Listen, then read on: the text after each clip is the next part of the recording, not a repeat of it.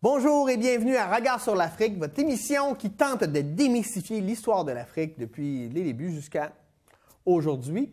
Avec moi, spécialiste de l'Afrique, historien, professeur d'histoire togolais. Professeur d'histoire. Oui, maintenant habitant de Dolbeau, citoyen de Dolbeau-Mistassini depuis une douzaine d'années, Raphaël Badoé. Bonjour Raphaël. Bonjour Pierre. Ça va bien? Très, très bien.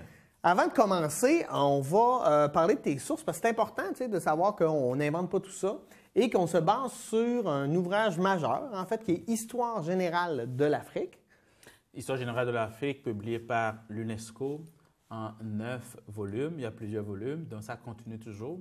Alors pour les gens qui veulent se documenter, chercher, valider les sources, il y a moyen de le trouver par Internet. Ils peuvent facilement faire la commande, puis compléter. L'objectif, c'est permettre aux gens d'aller eux-mêmes à la source, aller plus loin de ce que nous, on est en train de... Parce qu'on en parle, mais on a quand même 25 minutes par émission, donc ça va quand même rapidement. Ben, moi, ce qui m'inquiète, c'est que les gens qui diront qu'il n'en dit pas assez. Mais moi, je vais leur répondre, on n'avait pas assez de temps. On a 54 pays en Afrique, puis sur les 54 pays, chaque pays a une histoire différente face à la colonisation, face à l'impérialisme. Et nous, on va y aller de manière plus globale. Ben, nous, on va de manière plus globale pour que les gens essaient de suivre c'est quoi l'histoire de ce continent. D'ailleurs, lors de notre dernière émission, on a parlé de la colonisation, de la conférence de Berlin, où on a séparé l'Afrique, puis on s'est un peu donné des territoires. On va repartir de là, puis après ça, on va aller vers les mouvements de résistance africaine, parce qu'il y en a eu plusieurs. Mais là, on a une carte ici, je pense, qui illustre bien la présence européenne en Afrique entre 1870 et 1914. Oui, Pierre. Alors, on voit très bien que en 1870, voici la carte de l'Afrique à gauche. On voit que les présences européennes sur la côte sont un peu éparpillées. On a des petits royaumes. Puis, moins de 50 ans plus tard, en 1914, à droite, on voit très bien que le continent africain est coloré. Alors, en bleu, on a les possessions. Moi, je ne parlerai pas encore de pays. C'est les possessions françaises. Ça leur appartient, là. Ils les nomment pas nécessairement ou Non, les noms vont changer souvent Les au cours de les l'histoire? noms vont changer parce qu'eux, ils ont regroupé, ils ont fait des ensembles. Alors, en Afrique de l'Ouest, on a l'Afrique occidentale française en Afrique de l'Ouest, en bleu. Puis au nord de l'Afrique occidentale française, on a l'Algérie, la Tunisie, qui forment un ensemble. OK. Puis on a le Maroc également, au nord-ouest. Bien, en vert, tu as les possessions britanniques, l'Égypte, Soudan, très vaste. Puis en Afrique du Sud, tu as la Rhodésie, le Botswana. Puis la Rhodésie, c'est le nom d'un explorateur, Cecil Rhodes. C'est lui qui a donné son nom à ce territoire. Ça me fait rire. Hein. Je trouve qu'il y a des gens qui sont vraiment mégalomanes. Bon, alors, ça, c'est des noms qui vont changer. Bechuanaland, ça va devenir le Botswana, j'imagine? Ça, c'est le Botswana. Puis Rhodésie, ça devient quoi? Juste pour me situer dans... Et là, tu viens de me coller une piège. C'est le pays de Robert Mugabe. OK. Et là, je vais revenir plus tard. On dirait qu'il vient de me c'est correct, crucifier. mais il y en a tellement, là, je peux comprendre que c'est pas évident. Fait que là, Alors, on a l'Angola, le sud-ouest africain, qui va appartenir, c'est l'actuelle Namibie, qui appartient aux Allemands. Et puis l'Afrique du Sud, avant c'est l'Union sud-africaine. Puis c'était indépendant, l'Afrique du Sud? C'était indépendant. Écoute, ça, c'est les colonies, c'est les Hollandais qui sont installés. Et avec la guerre des Beurs, les Anglais l'ont repris. Mais c'est un État indépendant à l'époque, disons autonomie. C'est la guerre des Zoulous. C'est la guerre des Zoulous, mais ça appartient aux Britanniques qui sont en Afrique du Sud. OK. C'est une partie qui n'a pas connu la traite négrière, donc épargnée par la traite négrière. Donc cette partie-là, il n'y a rien qui a touché cette partie-là. Alors là, c'est Zimbabwe. Hein. Quand je parlais tout à l'heure de Rhodésie, oui, c'est Zimbabwe. OK, parfait. C'est Zimbabwe, Rhodésie. Alors, on voit également qu'on a Cap-Vert qui appartient aux Portugais. On a Guinée-Bissau qui est un tout petit pays enclavé entre le Sénégal Puis on voit la Gambie également, tout en vert également, c'est juste un fleuve. Tu vois, tout le grand Sénégal est là. Puis on a un tout petit pays qui rentre à l'intérieur du territoire sénégalais, mais que les Anglais n'ont pas voulu abandonner. OK. Ça sert à quoi d'en faire un pays où les gens ont la même culture et ils parlent le Wolof et ils ont les mêmes pratiques, mais les Britanniques tenaient mordicus de garder ce petit bout du territoire. Ça va servir plus tard aux Anglais parce que les Anglais, oui, sur ce continent où on voit que les Français les ont dévancés, eux, ils vont tout faire pour s'associer avec les royaumes, leur permettre de se ravitailler en armes. Puis les Français également vont jouer le même rôle au niveau de l'Est de l'Afrique. OK. Alors, quand une puissance prend possession d'une partie de l'Afrique, l'autre puissance qui n'est pas d'accord va essayer de déstabiliser en s'associant avec les dirigeants. L'éternelle rivalité anglo-française. Ça continue toujours, puis ça va beaucoup jouer au niveau de la résistance. Ça, c'est les possessions, mais on verra, est-ce que l'Afrique est restée passive face à la conquête coloniale? Non. C'est des tableaux que nous avons, mais il y a eu des résistances qui ont été faites. Les gens se sont rebellés, les gens ont lutté. On va y revenir, Oui. mais moi, je veux... ce qui me surprend, deux choses. Possession espagnole. Les Espagnols étaient peu en Afrique, pourtant sont très près des côtes africaines. Eux se sont plus concentrés sur l'Amérique du Sud, si je comprends bien. Écoutez, ça, l'absence des Espagnols en Afrique répond des années 400. Parce que ça a été un traité entre l'Espagne et le Portugal. OK. Donc, les Espagnols n'ont pas le droit de descendre en bas. J'oublie le terme qui a été utilisé, puis ça, c'est le pape qui a réglé. Donc, les Espagnols n'ont pas le droit de prendre possession, mais les Portugais également. Tu verras qu'en Amérique du Sud, les Espagnols ont pris le continent sud-américain. Sauf le Brésil. Sauf le Brésil. Puis, les Portugais sont arrivés en Afrique. Mais ça, c'est une question que tu me poses. Je vais prendre ça à un autre, puis je vais te donner le traité qui lie les Portugais et les Espagnols, qui interdit aux Espagnols de descendre plus vers le continent africain, mais qui laisse le champ libre au continent américain. Alors, et ma dernière observation sur cette carte-là, c'est que l'Éthiopie est à personne. L'Éthiopie n'a jamais été colonisée. Je pense qu'on va y revenir dans les résistants. On va y revenir parce que, oui, on va en parler plus tard parce que l'Éthiopie a une situation assez particulière. Là, je vais profiter en même temps pour parler de l'origine de ce pays. Alors, ça va remonter jusqu'à la Bible pour ceux qui y croient ou bien ceux qui n'y croient pas. L'Éthiopie, dans l'histoire biblique, a été fondée par la reine de Saba. La reine de Saba qui a été une des épouses ou bien une maîtresse du roi Salomon. OK. Alors, le roi Salomon a rencontré la reine de Saba, qui plus tard, pour certains, elle s'est installée à l'actuel Yémen, où il y a la guerre présentement. Mais beaucoup disent que oui, c'est Yémen, mais qu'elle a traversé la mer Rouge et s'est installée en Éthiopie. Alors, en Éthiopie, l'Éthiopie est réputée comme un territoire où c'est les Juifs qui habitaient l'Éthiopie. Alors, ça nous amène plus tard, quand l'Israël a décidé de rapatrier les Juifs d'Éthiopie. L'histoire des Chalafas. Donc, les Israéliens sont venus plus tard rapatrier les Juifs de l'Éthiopie. Donc, ça remonte à cette histoire. Alors, c'est une façon de te dire que l'Éthiopie, à l'époque, était un royaume structuré, organisé. Peut-être mieux que les autres ou? Mieux par sa situation géographique. OK.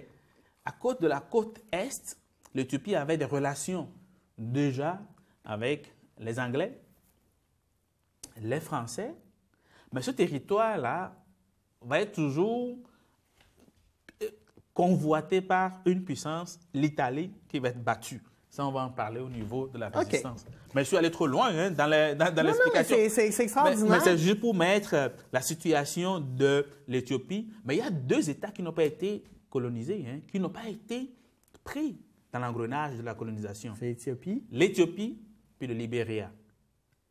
qui a été colonisée par les anciens... Ben, donc, le Libéria n'a pas été colonisé, a été fondé par les anciens esclaves américains qui sont descendus, qui sont revenus en Afrique et ont créé cet État qui est indépendant.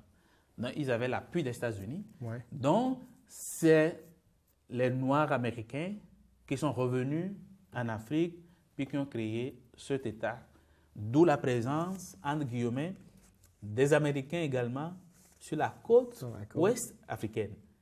Ça explique la présence également des Américains à la conférence de Berlin qu'on avait vue dans l'autre émission. Oui, d'accord. OK, ça se positionne. Le lien, et là, on essaye, là, les colonies là, arrivent et essayent de rentrer en Afrique, de prendre du territoire, mais ils sont confrontés à des résistances.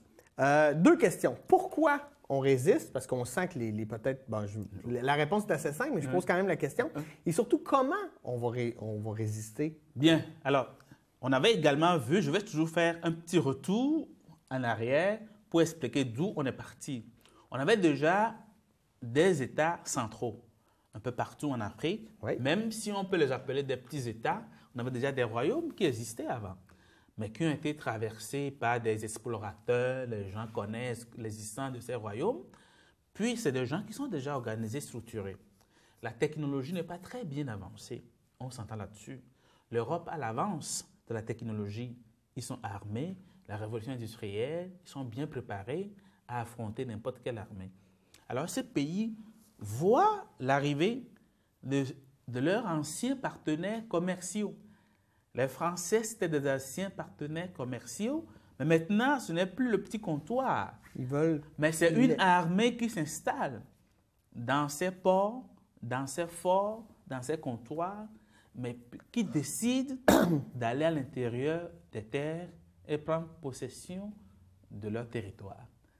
Ceci dit, les anciens alliés qui sont devenus des ennemis parce que ce n'est plus le petit commerçant qui arrive avec un traducteur, mais non, c'est une armée de 5 000 hommes, de 10 000 hommes, de 500 hommes qui veulent pénétrer le territoire. Alors, ça va créer des rivalités, des frustrations. Les gens vont se rebeller. Alors, la résistance, on va avoir deux formes de résistance. On va commencer par... on va commencer en Algérie avec Abdelkader. Abdelkader, ça aussi, c'est assez particulier parce que ça risque d'être également long comme explication au niveau de l'Algérie. Il ne faut pas, parce qu'on en a 5 à passer à peu près en 10 minutes. Tu as à peu près 2 minutes par résistance. L'exemple, ça, c'est juste des exemples qu'on a pris en Afrique du Nord. L'exemple de l'Algérie, où le nom d'Abdelkader est toujours cité. Alors, pour l'histoire de l'Algérie, l'Algérie était gouvernée, disons, était sous les Ottomans. Oui. Pour faire comprendre bien les choses à nos amis, c'est les Turcs qui dominaient toute l'Afrique du Nord. Mais les Turcs ne sont pas présents. Ils ont juste un régent qui est le D. Donc la régence, la personne, c'est comme un résident, il représente la Turquie, il gère. Mais il avait des relations avec les Européens, la France, l'Italie, puis ils ont des représentants. Mais les Français avaient des dettes par rapport à ce résident, parce qu'à cause du commerce, alors la France avait des dettes vis-à-vis de l'Algérie. Les céréales qui ont été vendues à cause de la guerre contre Bonaparte, le blocus. Donc, il y a eu beaucoup de choses en Europe qui font que les Français avaient acheté beaucoup de choses en Algérie. Alors, à un moment donné, il y a eu un incident diplomatique. L'ambassadeur de la France s'est senti offusqué, insulté, voire même giflé. Il n'y a personne qui a été présent par le régent d'Alger. Alors, on l'a fait tomber. Ben là, parce que lui, il a fait une plainte à son gouverneur. Alors, en France, à l'époque, on avait la restauration Louis X qui est revenu. Alors, je dis Louis X, Charles X qui est revenu au trône, puis qui veut restaurer l'honneur de la France. Son ambassadeur se fait sermonner par un régent quelconque. Un régent quelconque. Donc, il faut répondre à cet affront. Mais en arrière, on savait très bien que l'objectif, c'est de conquérir le territoire. Et de ne pas payer nos dettes. Et de ne pas payer nos dettes. Toutes les raisons sont bonnes pour conquérir. Alors, tout de suite, eux, ils se sont installés en Algérie, puis les forces françaises ont débarqué, puis ils ont pris l'Algérie. Et Abdelkader là-dedans? Abdelkader, il était en arrière, parce que quand les Français ont commencé par avancer, hop, en arrière, il y a un sultan en arrière, un chef de guerre, un chef militaire, qui dit non, non, non, non, non, n'avancez pas trop vite. À l'intérieur des terres, c'est moi qui mène. Alors lui, son ambition, qu'est-ce qu'il veut? Il veut créer un État musulman À l'intérieur des terres. en arrière, à l'intérieur des terres. Alors l'affrontement a eu lieu, écoute, de 1847 à 1839 à 47. Puis finalement, il a été vaincu en 1870. Alors lui, il y avait presque 10 000 hommes. Il a combattu les Français, il s'est battu. Puis son histoire reste encore en Algérie aujourd'hui comme le résistant qui a affronté les Français. Mais là, on ne va pas aller dans les détails. Parce qu'on n'a pas le temps, on va être obligé d'en sauter. On a beaucoup non, c'est correct, mais ça nous brosse un portrait intéressant. Mais en Afrique du Nord, Abdelkader représente un des résistants à la colonisation française en Algérie. Passons maintenant Sénégal-Guinée avec El Hadji Omar. El Hadji Omar. El Hadji Omar. El Hadji Omar, souvent, son nom beaucoup parle plus de Samori Touré. El Hadji Omar, Amadou. Samori Touré, qu'on va parler aussi. Est-ce qu'on peut les traiter en même temps? Je peux montrer de quoi a l'air, Samori Touré. Il y a El Hadji Omar, Samori Touré, mais je vais recommencer par El Hadji Omar, vu que tu as mis l'image de El Hadji Omar. Oui. Alors, El Hadji Omar également, lui, c'est quelqu'un qui est allé à la Mecque. Okay. Ça nous remet encore l'histoire de la civilisation arabo-musulmane qui a conquis, les Arabes ont beaucoup influencé l'Afrique noire. Alors, lui est allé à la Mecque. À son retour de la Mecque, son ambition, c'est de créer un État musulman en Afrique de l'Ouest. Mais il veut créer un État musulman en Afrique de l'Ouest, Sénégal, Guinée, Mali, les anciens empires du Ghana, du Mali qu'on avait vus dans le temps. Oui. Alors, il veut ressusciter les anciens empires.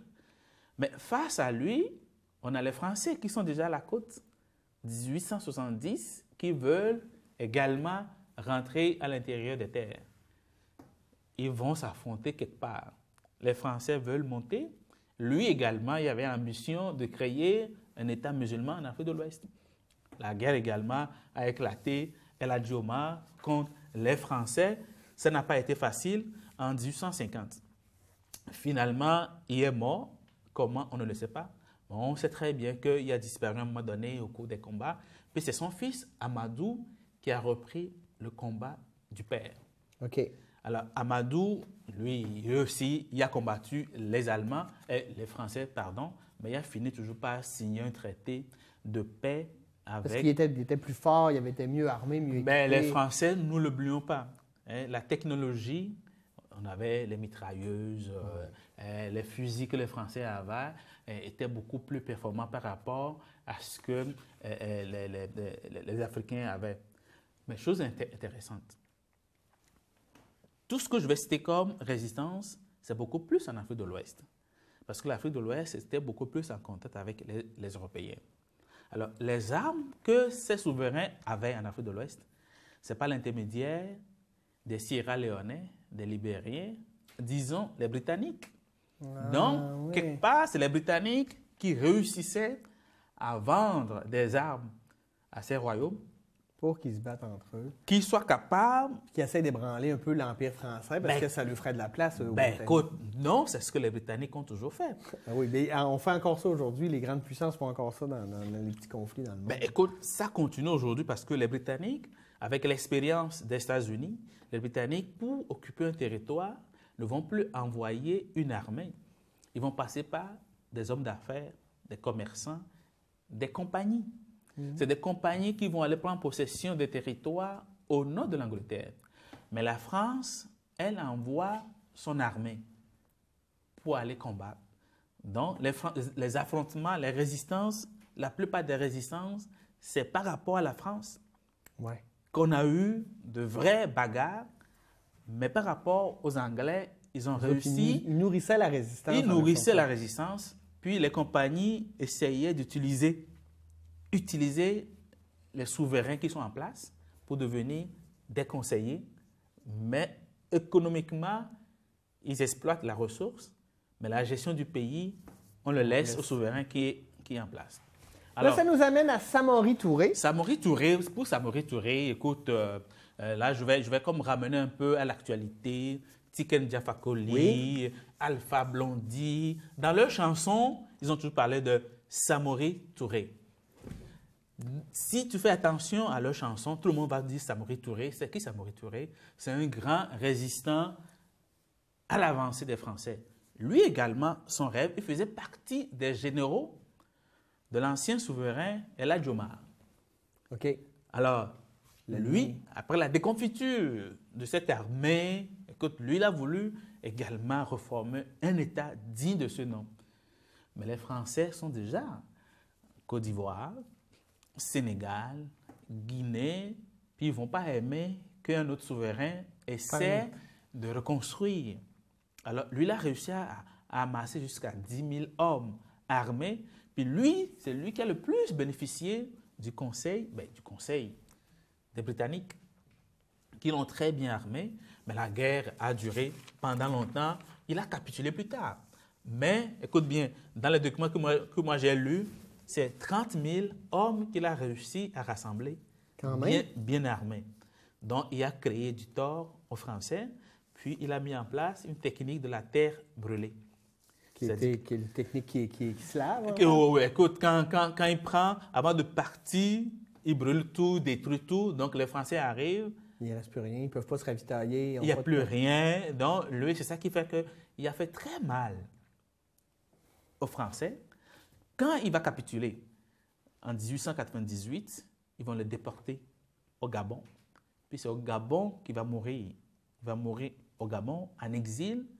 Puis, un président de la Guinée, Sékou Touré. Parenté Guinée-Conakry, qui a renvoyé les Français, a réussi à rapatrier ses cendres qui étaient au Gabon. Quelqu'un qui est décédé en 1900, on a conservé ses cendres au Gabon. Il a réussi à rapatrier ses cendres. C'est un héros national. Il ne va jamais pardonner aux Français. Ouais, oui. Puis dans son nationalisme, il va tout faire pour mettre toujours en avant son ancêtre, Samori Touré, qui a combattu les Français. Donc, ça va toujours rester. Est-ce qu'on a encore beaucoup de temps? Non, pas beaucoup de temps. Mais on va passer à Béhanzin. Béhanzin, qui a l'air très cool avec sa grande pipe. Écoute, Béhanzin en Afrique de l'Ouest, au Bénin plus particulièrement, Bénin, Togo, Nigeria, c'est un souverain. Sa particularité, c'est qu'il avait des Amazones. On parle d'égalité hommes et femmes, hein? Mais lui, il y a presque 4000 femmes guerrières. Wow. Les Amazones, dont le nom Amazone, chez nous, c'est à partir de Béhanzin, qui a créé beaucoup de tort. Parce que le Bénin, il y avait de petits royaumes. Il y avait Porto Novo également. Les Français sont déjà à Porto Novo. Mais lui, il n'a pas voulu laisser passer les Français. Il a beaucoup résisté. Malheureusement, écoute, son armée face à la puissance de feu des Français, il n'a pas pu. Il a capitulé. Mais quand il a capitulé, les Français l'ont déporté où? Aux Antilles. Ils l'ont déporté aux Antilles. Finalement, ils l'ont ramené en Algérie, où il est décédé à Blida en 1906. Mais ça, c'est l'armée du colonel Dott qui l'a battu. Mais avant de le battre, Béhanzin, c'est quelqu'un en Afrique de l'Ouest. Quand tu dis au Togo, tu parles de Béhanzin, c'est un mythe, ça reste encore la manière dont ce monsieur a régné, a combattu les Français. Écoute, chaque pays a un résistant, un nom. Ou quand je me mets à parler, on ne va pas en finir. Non, mais là, on a, écoute, 1 minute à peu près pour parler de Ménélique II, parce que moi, je trouve ça important d'en parler, parce que lui, il a gagné sa résistance. C'est un des seuls. C'est fabuleux, c'est merveilleux. Ménélique II, c'est le seul qui a battu les Italiens à la bataille d'Adoua. Les Italiens ont osé faire la même chose que les autres. Mais est-ce qu'ils étaient prêts à combattre l'armée de Ménélique II en Éthiopie? Ménélique II a regroupé près de 100 000 hommes contre les Italiens, qui est à peu près 10 000. Il les a battus, Mais s'ils ont battu les Italiens, c'est parce qu'ils avaient également les Anglais en arrière qui leur ont fourni les armes et les technologies. Mais quelque part, il faut dire que l'Éthiopie de Ménélique II était beaucoup plus en avance technologiquement par rapport aux autres royaumes parce que situant également à la péninsule arabique, il y avait beaucoup d'échanges. C'est le seul empereur, après Ménélique II, on a encore 2 minutes? On a encore, non. On a Haïlé Sélassié, Haïlé Sélassié que les Rastafari adorent aujourd'hui comme le sauveur. Ceux qui font les dreads, qui parlent du mouvement Rastafari, Bob Marley et les autres. C'est leur symbole. C'est leur symbole. C'est l'Éthiopie d'Haïlé Sélassié. C'est l'Éthiopie de Ménélique II qui n'a jamais voulu que le colonisateur prenne possession de son territoire. Et même après, quand il y a eu la Deuxième Guerre mondiale, si je ne me trompe même pas, Mussolini a voulu retourner en Éthiopie. L'Italie voulait laver cet affront, se faire battre par une armée. C'est les seuls, là. C'est les seuls. Donc, en Afrique, le seul pays qui a battu le colonisateur, c'est les Éthiopiens de Ménélique II. Mais les Italiens sont assez rancuniers là-dessus. Puis Mussolini est revenu après, puis il les a battus. Ouais, là, on est rendu 1939. Hey, merci, Raphaël. C'est vraiment intéressant. C'est plate parce qu'il me semble que j'en aurais pris encore beaucoup, mais le temps nous presse. On doit arrêter. Merci infiniment pour cette émission. Merci d'avoir été là. Et la semaine prochaine, on va regarder comment les colonies étaient gérées, mais les colonies françaises. Puis ensuite, on va passer aux colonies anglaises, puis on va continuer là-dessus. J'espère que ça vous intéresse. Moi, je trouve ça fascinant. Merci beaucoup, Raphaël. Merci d'avoir été là. Et nous, on se dit à la semaine prochaine pour une nouvelle émission de Regard d'Afrique.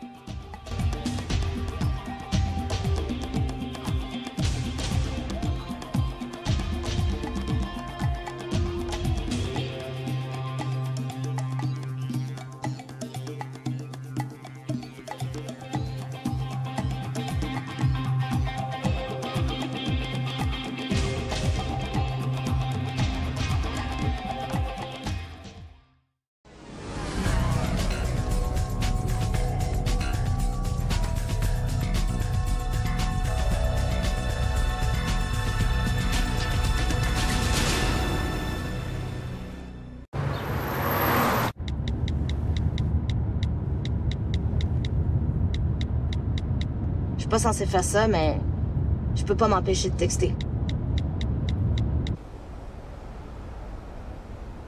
Je suis pas censée quitter mes enfants, mais je peux pas m'empêcher de mourir.